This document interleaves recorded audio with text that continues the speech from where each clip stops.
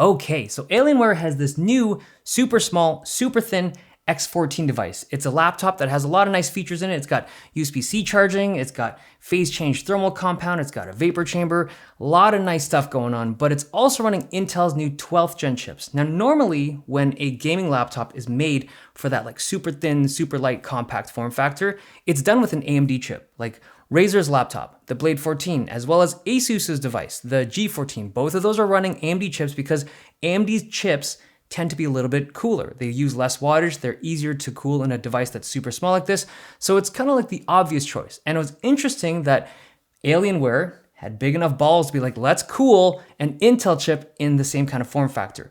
So let's start off with its size. When they first announced this product in January, I remember thinking, okay, it's just gonna be a smaller version of the X15 and X17, right? It's 14-inch screen. And it is, because it's a smaller screen, it's a smaller product, but it's the thinness. Like, this is a 14.5 millimeter thick chassis, and I actually think it's the thinnest gaming laptop you can get on the market, like the thinnest high performance device you can get on the market. It's strangely thin, and yet it still has that kind of tanky durability that Alienware products have. And I think it's because they have like a magnesium alloy chassis, but it is not super light. Both the Blade 14 and the G14 are noticeably lighter than this device. It's only like 100, 150 grams, which doesn't seem like a lot on paper, but when you pick it up and you're holding it, it is noticeable. And depending on like what you're doing and what you're buying this product for, you got to keep that in mind. It does still have that light up Alienware logo on the front, but the iconic ring light on the back of the bigger Alienware devices doesn't show up on the X14. You do get all of the ports though, and I mean all of its ports. You have 3 USB-C, one of them being used to charge the system. You have 1 USB-A, you have a micro SD, as well as the HDMI, but you also have the headphone jack in the back. And I like ports on the back, but not headphone jacks. So one thing I noticed when I was editing videos off of this thing, the cable, you gotta run it behind the system and then around it, but it seems to have this tendency to go underneath the screen hinge, right? Because it's just coming from the back, and then if you close the device, like I don't know, I would prefer it side mounted, but there you have it, all the ports on the back. So the sides are very clean. Now the screen hinge, it is a custom hinge, and the idea being that they had to build this custom hinge to be able to keep the device super thin, and it's a hinge that slides back and forth on a track when you open and close the device. It's not something you notice when you use it, but it is interesting that Alienware put in that effort just to keep the device a little bit thinner. Now the screen is a 14-inch panel, and it's a really nice looking screen. It's fast, it's bright, it's got great colors, it's got G-Sync, it's got Advanced Optimus. It is a 1080p panel, but because it's a smaller panel, it still looks really sharp in terms of pixel density, and there is a 720p webcam up top. Now the keyboard, I think they nailed. So the competitors like the G14 from Asus, the Blade 14 from Razer, they have good keyboards. I've reviewed them and I like them, but this one to me is the best of the 3.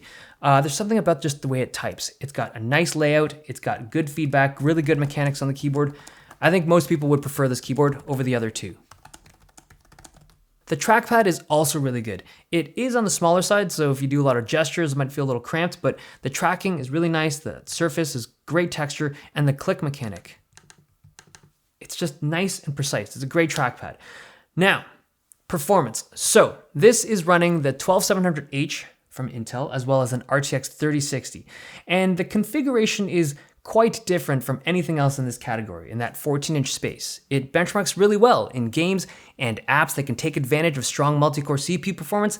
This is awesome. And thermally, no problem. The vapor chamber, the thermal compound, the fans, whatever they're doing, it doesn't even have crazy fan noise. It can handle the heat. If anything, this could handle another 20, maybe 30 watts of input, and it would still be able to handle the heat, okay? But the problem is wattage. It's limited by the 130 watt AC adapter that's plugged up in the back. This is a USB-C powered system. And because of that, when you put in a high wattage Intel CPU in here, there's just no more juice left over for a high-end GPU. So they have a 70 watt RTX 3060 at the top end. And the result is a system that's kind of in a weird spot. If your games and apps can take advantage of great CPU performance, you're golden. But for a lot of gamers, they just want high-end GPUs in a system like this. And this doesn't give you the top-end gaming performance. Most games are gonna favor a more powerful GPU than a more powerful CPU. But when it comes to certain workflows, especially video editing, this is just a better system. I do think that the convenience and kind of universality of USB-C charging That's valuable to some people, but you can't power the ultra high wattage systems through just USB-C, at least not yet.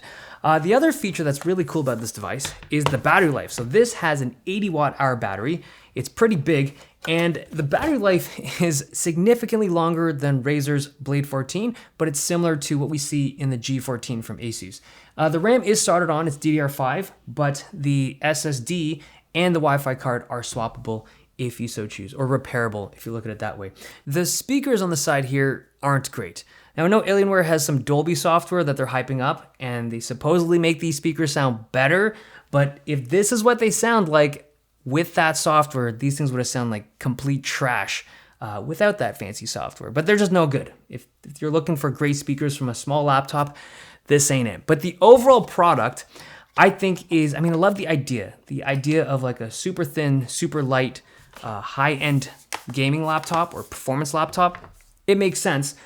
I just like that this is, I'll be honest, I like that this offers the Intel chip. I think cooling an Intel chip in a small form factor like this is difficult. There's a reason why everyone else has been using AMD, but this now gives you the option, if your workflow or whatever reason, if you want that CPU performance and you want that top-end CPU performance and you want that super small form factor, this is a good one. Okay, there you have it, the X14. Hope you guys enjoyed this video. Thumbs if you liked it, subs if you loved it. I'll see you guys next time.